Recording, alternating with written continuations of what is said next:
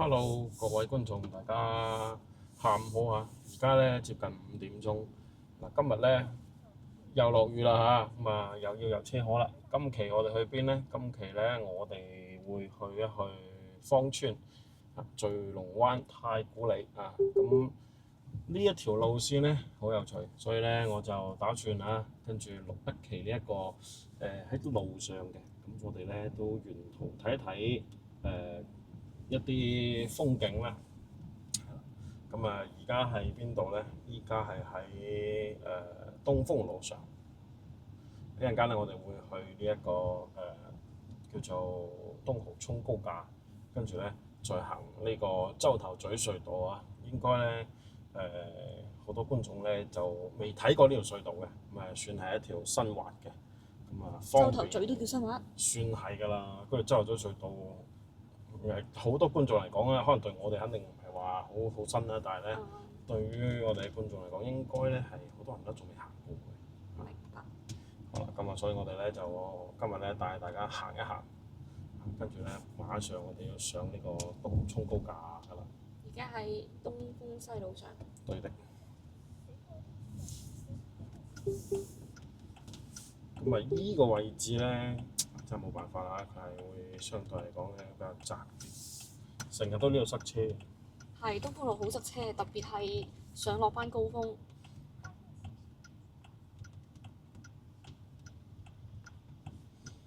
最近嘅天氣咧比較差啲，成日都落雨，即係佢落雨啊，佢係無徵兆咁，突然之間冚冚聲咁落嘅，所以咧就比較地得人驚啊！今日中午嗰個場雨大到啊，有啲誇張。仲未正式嚟啊個颱風。其實係咪淨係得廣州先咁多雨落嘅咧？大家觀眾嘅城市會唔會好多雨落咧？唔知啦。不過廣州咧又係啦，即係好濕啊，所以點解咁多呢個咩去濕湯、去濕茶、涼茶，真係太濕啦，又濕又熱。嗱呢條咧就係無數嘅呢一個80後、90後，或者講70、80年代咧，都已經係非常之風魔嘅一條叫做城市賽道啊。咁啊，賽道要打雙引號啊。咁啊，以前咧聽講好多人咧就中意夜晚咧踩啲摩托啊，跟住喺度飛車嘅。因為佢呢一個設計咧，好似呢一個F1唔係 F1啊，係日本嗰條叫做咩高架啊，我唔係好記得啦。機高啊，機場高速啊，日本機高啊，所以咧好多人喺度飆車啊。所以而家限速係幾多咧？限速40。40。冇錯。係所有高架都係呢個限速定係東濠涌？東濠涌嘅。即係往下調咗。我唔知喎，反正東濠涌喺我嘅有認識以嚟啊，就冇超過40嘅限速啦，就一直都係40。我哋而家咁嘅速度就係40。40咯。好慢。而家你稍微快少少就係45到啦。咁啊已經算係最高限速㗎啦，因為你唔會超過10%。我嘅車速就係43、44，因為我哋見到前面啲車都喺度龜速行進緊。咁佢適合飆車嘅原因係咩咧？係闊，跟住有小車。窄啊嘛，多彎啊嘛，刺激啊嘛。即多彎，純粹係。係啊，嗱，哇！我哋呢一個試過幾刺激。點講咧？即係大家都忍唔住啊！你明唔明啊？嗰啲車好想快啲行快啲。係啊，嗱，俾大家睇下。呢個就係大家應該都好熟悉㗎啦，呢一個我哋叫做廣州嘅賽車場嘅。唔一定啊！嗰個年代唔一定有車上到嚟㗎。咩啫？坐開咩嘛？開嗰個摩托車啊嘛。依家咧就過呢一個叫江灣橋㗎啦。俾大家睇睇廣州今日天色真係多雲，陰天。依度咧好神奇㗎，成日都係點咧？就係好似喺條結界咁嘅，一個河南咧，江灣橋一行過去咧，對面咧就會開始落雨啦。但係今日就好啲嚇，今日就唔會。之前咧成日都係咁啊，一嚟呢度呢個開始燈一個呢個突然間就位，落雨啦。跟住佢就會落雨㗎啦。係，我哋都遇過一次，我遇過一次。可能啊，我哋有觀眾話：，其實廣州啲司機好似都開車可以喎，我諗好似好守規矩啊，唔係啊，大家即係睇下咯。我唔係好敢大家評講判一下啦啊。呢樣嘢佢哋開車嘅素質如何唔敢講，但係咧之前我講過，如果見到一啲廣汽埃安嘅啊，盡量咧遠離佢少少啊。嗰啲專業選手啦，好似我哋前面呢部咁啊，專業選手好恐怖。我哋只能夠確保自己係守規矩嘅，但係人哋守唔守規矩佢咧啊開得好快，而且咧開得非常地點講見縫插針咯。冇錯咁確實人哋要激進，非常激進，人哋要做生意。做生意揾食。咁啊，我哋咧就以穩陣為主啦嚇，咁啊慢慢開，唔使急。我覺得有結界嘅原因係咪因為呢度係珠江，所以咧珠江嘅嗰個即係水分蒸氣係啊，水氣有溫差喺呢度聚集。係啩？唔知咧，可能係啊，大概率係。咁講翻東濠涌啦，東濠涌嘅話就係連接河南，咁仲去到邊度咧？東濠涌好咪長嘅喎。佢高架一直咁樣扮過去，扮到去邊度咧？去到麓湖嗰條叫麓湖路啊，落去景啊麓湖路落翻去，嗯即係以前我係叫電視台啊省台嗰度隔離嗰條路過去，即係嗰邊有個幸出口福路咁樣樣係盡頭啦。盡頭啦。另外一邊盡頭就係連接住呢一個江灣橋嘅。咁而家上呢條就東濠涌接內環。冇錯啦，我哋要行完呢個江灣橋啦已經。對道咁多車嘅。我朋友同我講話喺廣州開車咧，唔打燈咧好正常嘅。開車打燈咧要俾人開除廣州籍嘅。係啊，佢就話佢嗰個講緊轉向燈啊，講緊轉向燈。即係講緊打轉向燈。嗱，咁前面呢個咪打咗轉向燈。呢個又俾人開除廣州籍。我啊成日都會俾人笑，話開車打燈嘅俾人笑我話要開除我廣州籍啊！其實個原因就係因為廣州太好多車，大家咧上落班時間車多嘅時候咧就好急，咁所以如果你打燈咧就讓你咯後面嗰個見到就專登唔讓你，專登加一腳。明知你入嚟兼隊咁係嘛，即係唔理你係唔係真係需要轉道咧，人哋都係覺得你係兼隊，所以呢樣嘢唔係幾好嘅。係啦。佢夾硬咁樣樣，佢就唔俾你過嚟啊！反而咧你唔打燈，突然間你轉一轉道，即係你睇準時機過去，自己叫做把握時機咧，咁啊人哋唔會話你。搞笑嘅啫，唔係嘅。嗱，而家你見到啦，個個都打燈，邊唔打啫？其實更多嘅應該係唔打燈，係嗰啲做網約車嘅，或者老司機吧。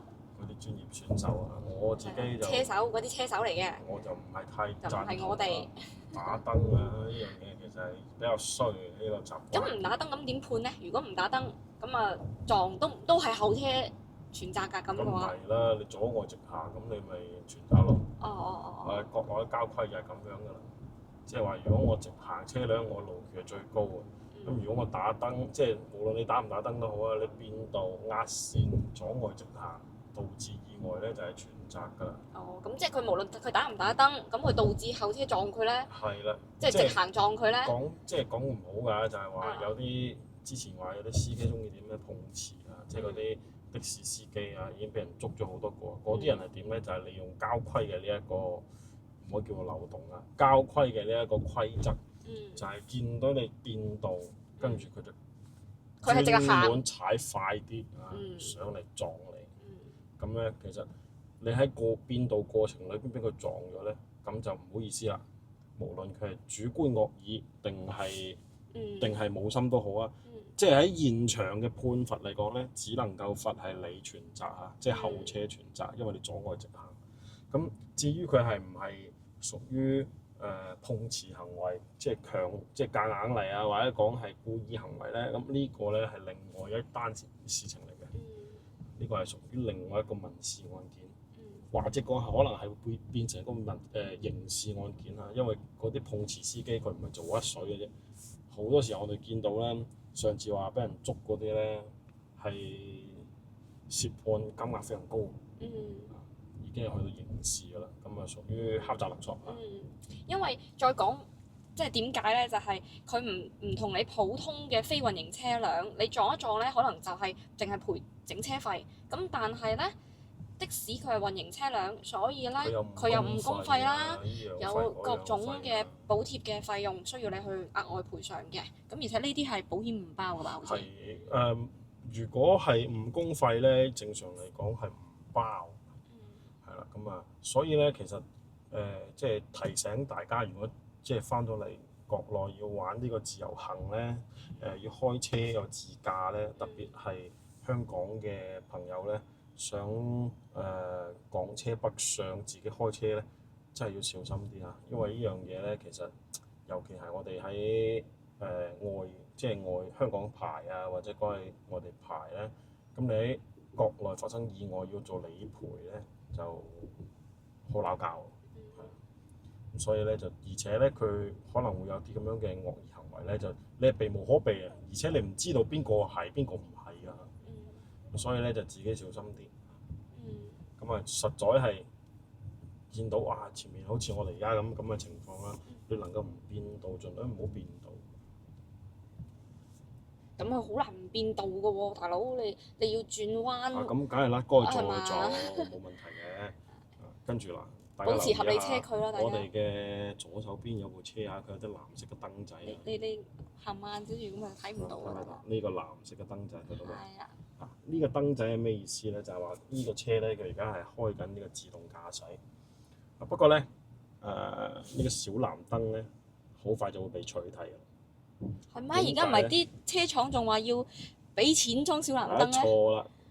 以後啲車唔可以再裝啦，因為咧佢係未經過審核咧就上市嘅，因為即係佢哋自己廠商自己個專登加嘅啫。國家其實係對呢個車輛嘅叫做佢所配嘅一啲燈係嘛，大家見到嘛？呢部車啊，車尾有兩個藍色嘅燈燈，右手邊跟住佢嗰個倒後鏡嗰個位置啊，後視鏡都有個燈燈喺度嘛。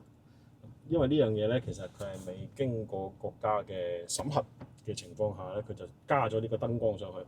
但係咧呢個其實我哋對於車輛嘅一啲車嘅燈啊，或者講係嗰啲技術規範咧，其實佢係有明確指標嘅。所以咧呢種最近被爆出嚟，其實係尚未通過審核，工信部未審核過嘅。咁佢審核下唔得咯，咁多車廠都有。唔得。因為呢件事係一個漫長嘅過程，所以咧後續嚟講咧，即係車廠係唔可以擅自加呢一個小藍燈。但係而家佢滅咗燈啦，因為佢要切線過嚟，所以就要手動啦。佢已經變成咗人工開車咁樣，所以佢就變咗將嗰個小藍燈就關咗佢啦嚇，即係佢已經唔會再係呢個自動駕駛㗎啦。係啦，但係佢又係唔打燈㗎啦，呢個朋友。冇咁，其實佢正常線合並啫，因為個車道減少咁正常入嚟，咁咪就係依次交替通行，其實冇毛病嘅。咁所以而家我哋係要落去邊個口咧？而家喺內環，仲喺內環。跟住我哋咧就會轉過呢個出口之後咧，我哋就會轉入去呢一個啱先我哋所講嘅嗰個隧道啊，洲頭咀隧道。哦，即係內環直接。洲頭咀隧道係啊。咁以前冇洲頭咀嘅時候，大家點樣過芳村嘅咧？咁咪就行珠江隧道咯。即係以前得一條隧道過去芳村。有橋嘅珠江橋咯，不過去芳村唔同嘅地方嘛。其實芳村都好大喎。好大啊！而家唔叫芳村㗎，而家叫荔灣區。荔灣。都叫芳村，只不過係中山九冇咗呢一個芳村區説法，因為已經並咗入去荔灣。係喎，以前係直情另外一個區。芳村區嘛，我哋冇芳村區啊，廣州而家。大家可以注意一下喺國內咧，如果見到有小藍燈咧，咁你知道佢係自動駕駛。咁但係咧可能後邊啲車咧就唔會話喺即係自從呢件事曝光咗之後其實就係上個星期嘅事，咁就應該咧後邊啲車廠咧佢都唔會即係幫你裝上去㗎啦。如果你自己裝咧，可能都會涉及係改裝添。所以咧其實我覺得係好事嚟嘅。其實冇必要俾人知道你係咪自動駕駛啊！冇錯啦，而且你自唔自動駕駛，如果你係造成咗意外或者事故嘅，佢其實都係該你判責就係判責，唔關你有冇自動駕駛事。因為自動駕駛唔可以幫你孭鑊嘅。我哋國內嘅呢啲我哋叫智能駕駛啊，因為叫自動駕駛可能會係有少少太奇異。過啦啊！嗯咁啊，而家所謂嘅自動駕駛啊，明確意義上嚟講咧，喺全球範圍內，我覺得唯一認可嘅咧就係特斯拉嘅 FSD。係咯。咁嗰個咧確實就真係可以脫手嘅，不過喺國內都冇得上啊，未用得嘅呢件事。咁喺國內嘅呢啲車廠做嘅呢啲咧自動駕駛，其實咧佢都係叫做智能駕駛，不過叫高階智能駕駛啊，就係話你可以有一定嘅監管嘅情況下咧，佢係可以幫你開車，但係講到明㗎，出事咧都係要駕駛者自己去負責嘅。呢度就係咁啦啊，幾犀利呢個路口啊，冇龍咁啊，唉！係呢個路口哇喺設計得唔係好合理。我都要向側邊行。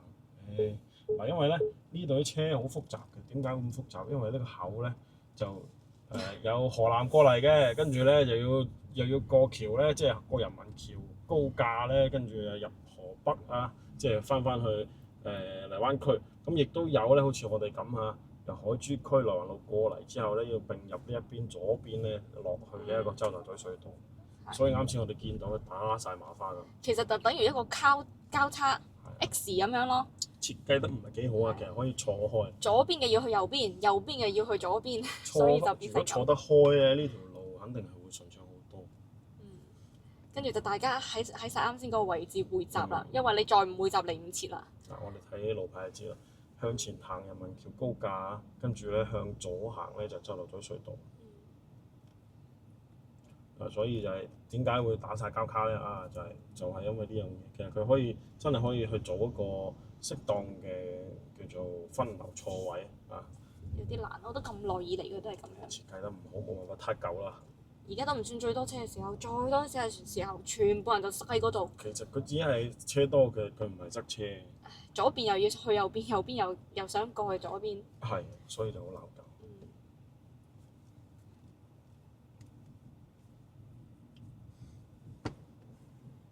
而且呢度又要並線。係啊，又嗱交替行駛啊！大家可以見到國內嘅呢一個叫交替行駛咧，係一個硬規定嚟㗎嚇。咁就係按1、2、3、4咁樣行。咁佢冇讓你喎。佢冇讓我，如果我出咗問題咧，就係即係如果你向上踩一腳，就佢全責啦。佢全責啦。因為咧，如果有呢一個路牌嘅情況下咧，佢唔按呢個規定嚟行咧，咁就係佢嘅問題。即係個路牌就顯示你係左右咁交替嘅。呢個係路權嘅問題，已經確定。咁呢我提供呢個行車記錄儀，咁啊見到我再前面嗰步佢行咗，咁就應該要到我啦。係啊。係嘛？咁佢又夾硬攝入嚟。係啊。咁佢冇遵守交替行駛，咁如果出咗問題咧，咁就邊個唔遵守，咁咪邊個蝕底咯。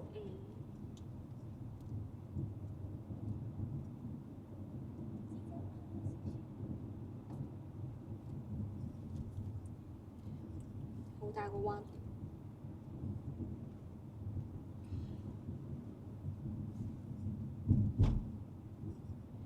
一落去咧就接駁住呢一個洲頭咀隧道。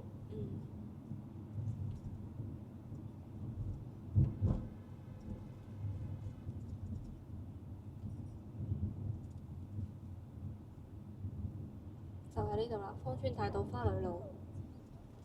係啦，咁佢過咗，佢落去之後咧，跟住佢就會分開兩條線啊。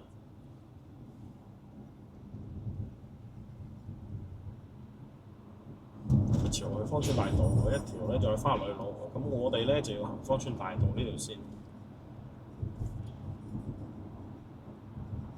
嗱，仲有呢條隧道好恐怖嘅，就係咧會有好多電雞嘅鏟落嚟。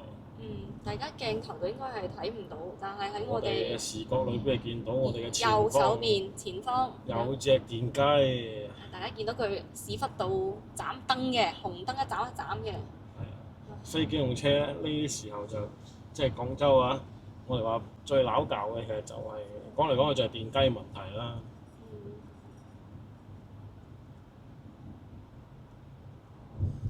駕駛機動車咧，其實就你話秩序好差或者點咧，其實都大同小異啊，即係還好啦，我覺得啊，同其他地方，但係最明顯嘅區別就係、嗱，大家見到嘛，我哋前面有隻電雞，就係呢啲啦。啊，我哋每日都見到唔少呢種咧，即係話攞命嚟搏。行高架路啊！你睇佢仲要地下滑，你睇咁樣。真係好恐怖啊！嗯。行高架路啊，行我哋呢啲隧道啊，咁，唉，真係。跟住啱啱先嗰個出口，另外嗰邊係去花雷路喎，咁個出口指去邊度啊？啊？即係咪就係去隔離呢條花雷路咯，咁其實上到嚟都可以右轉去。一直行。其實只係分開兩邊啫。我哋如果要行芳村大道呢邊咧，我早啲出嚟，行花雷路就一直向前行。即係避開紅綠燈咯，可以。係啦，其實呢個燈口一樣係可以去到花雷路，直行就係啦。只不過我哋咧就要轉彎。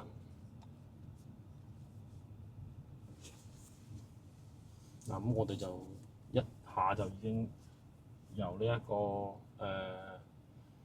海珠區就嚟到咗芳村啦。嗱，咁啊，據啲觀眾問我點解唔嚟芳村爬？想嚟嘅，但係咧芳村咧真係最近拆得太犀利啦，零零冧冧咁拆啊，所以咧好多時候話唔係唔想爬啊，嚟到嘅話咧，我哋之前嚟過一次，就係、感官唔係幾好，因為拆到太亂，同埋咧好嘈啊，全部都係噪音，咁啊其實就睇起身咧就會相對嚟講比較地唔好睇啊。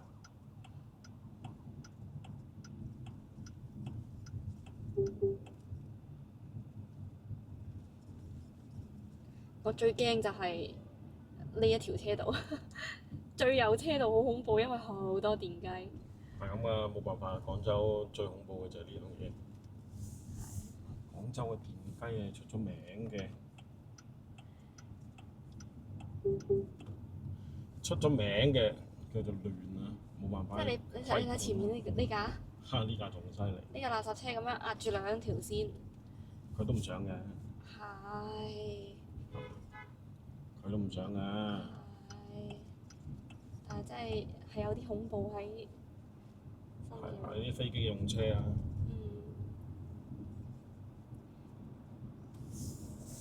佢又冇燈，又唔知佢幾時突然間壓過嚟，即係你只能夠同佢保持車距咯。仲有就係芳村好多大貨車。呢度係芳村大道東啊，咁就係聚龍灣呢邊，大家可以睇到咧就係周邊附近啊，俾大家睇一睇，你睇呢邊呢啲，基本上啊，我哋見得到嘅就係咧呢邊啲全部拆晒啊啲樓，啲樓係基本上拆晒或者拆緊，俾大家睇睇，睇下啲樓全部喺度拆緊。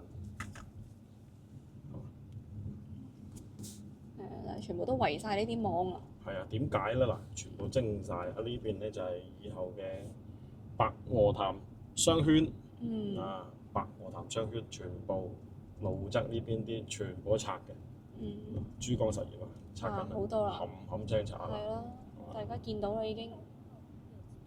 咁啊，兩邊都拆緊，唔係淨係呢邊㗎。我哋一陣間見到另外一邊咧，一樣喺度拆緊。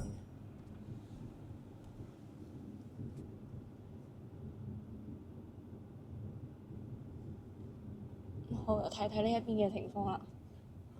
呢度係有地鐵㗎喎。有，梗有地鐵啦。呢度叫沙涌站啊。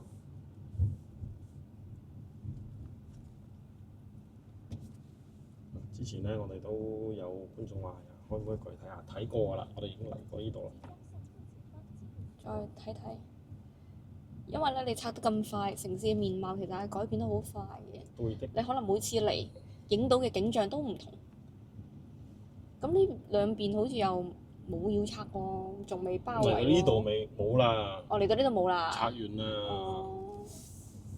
咁其實就係啱啱先地鐵站附近嗰度。係啊。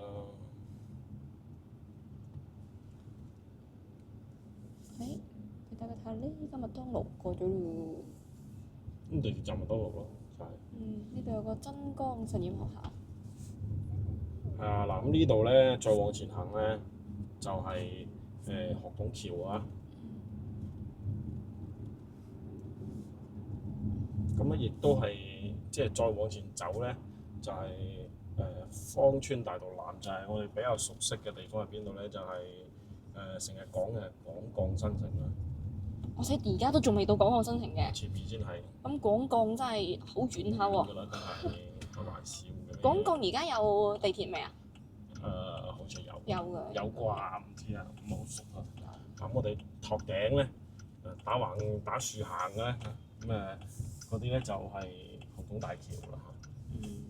嗱，我哋而家面前嗰棟就係紅洞大橋啦。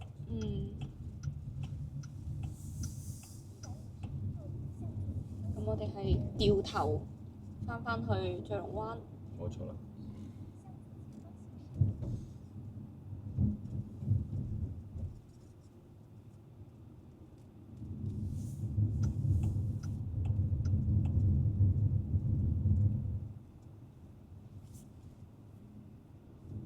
所以其實拆就係拆地鐵站附近嗰片。蒸就蒸到前面咯。就係地鐵站前面。咁嗰度一塊成塊咁就會變成咗日後啊，就會變成咗呢一個叫做白鵝潭商圈。大家見到前面啲高樓啦。已經起好啦。270到480平方米光景大平層喎，哇哦！大家可能睇唔清啊，就係嗰棟高樓上最高棟啦，你而家喺鏡頭度見到。正常人點會買270平方到480平方嘅呢個超級大平層咧嚇？所以呢度圍起身嘅就係拆緊㗎啦。對的，相當於係咩咧？相當於按照尺咁計啊，即係3000尺到5000尺咁樣嘅。即係你唔係建喺山頂都幾難有咁大嘅。唔知做乜嘢啊？整咁大平層，我都理解唔到。佢應該講寫最大有咁大啫係嘛？咁梗係有咁，即係肯定係有咩戶型，只不過話乜嘢人會去住咧咁啊，就係一個問題啦。咩人買咩人住咧？而家未起好嘅，仲起緊。起緊。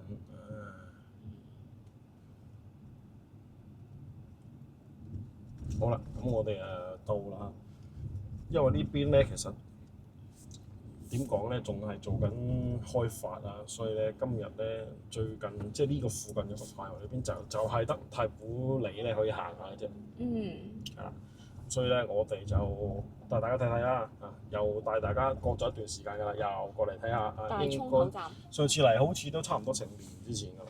咁所以咧，我哋又過嚟睇下。成年前係啱開，乜都未有。係啦，咁我哋而家再睇下佢有啲咩特別啦。係啦，而家有啲咩更新啊？好啦，咁我哋今期咧先睇咁多。如果中意我哋頻道，記得我哋嘅右下角點下訂閱，跟住我哋嘅視頻咧，睇下廣州啲城市面貌變化。好啦，咁我哋先入咗去先，跟住咧接落嚟下一集，我哋就係探索呢一個廣州聚龍灣太古里，千祈唔好錯啦！有興趣嘅記得要點住訂閱啦。我哋下期見啦，拜拜。拜拜。